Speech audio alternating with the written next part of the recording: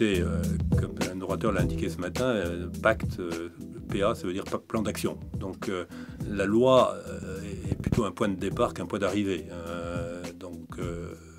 Si le gouvernement, en tout cas, est cohérent dans sa démarche, la loi est importante. Elle doit permettre symboliquement de marquer une approche de la définition d'une société, d'une entreprise qui prenne en compte, je dirais, les enjeux d'aujourd'hui et de demain et qui ne soit pas l'héritage que nous avons reçu en 1804 de Napoléon.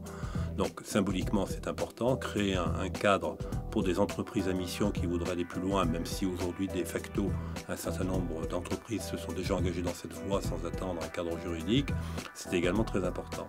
Mais il faut aussi qu'il y ait derrière, avec tout cela, une vraie stratégie du gouvernement, mais je dirais au-delà du gouvernement, parce qu'on touche à un sujet qui, à mon avis, va au-delà du politique, c'est sociétal, c'est embarquer le plus de monde possible dans une vision différente de l'entreprise, qui soit une entreprise non pas à valeur accumulée pour les actionnaires, mais à valeur partagée avec tout le monde.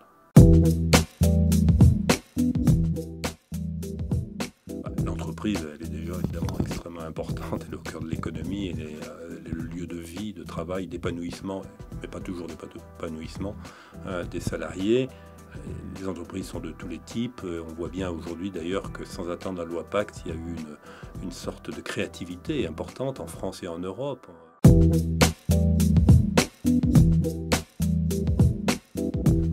Ce qui est peut-être plus important, c'est que c'est la définition même de la RSE qui a évolué, c'est-à-dire d'une part, une RSE qui soit désormais beaucoup plus au cœur de la stratégie, qui inspire le projet d'entreprise et qui demain pourrait être au cœur d'un pacte actionnaire, et pourquoi pas demain au cœur d'un statut de société. Donc c'est faire remonter la RSE dans la hiérarchie des normes et des politiques.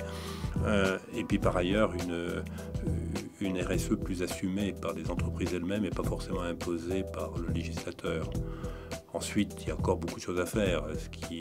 La RSE ne sera crédible que si on peut démontrer l'impact que l'on prétend avoir. Donc en termes de reporting, d'indicateurs, il ne s'agit pas simplement d'accumuler des chiffres, il s'agit vraiment de démontrer que l'entreprise a un impact positif ou que ses externalités négatives ont été réduites voire supprimées. Et pour cela, il faut un référentiel solide, validé par des tiers. Et là, peut-être que la question ne doit pas être abordée uniquement au niveau hexagonal, mais plutôt au niveau européen, pour avoir demain un label européen de l'entreprise engagée, responsable et au service du bien commun.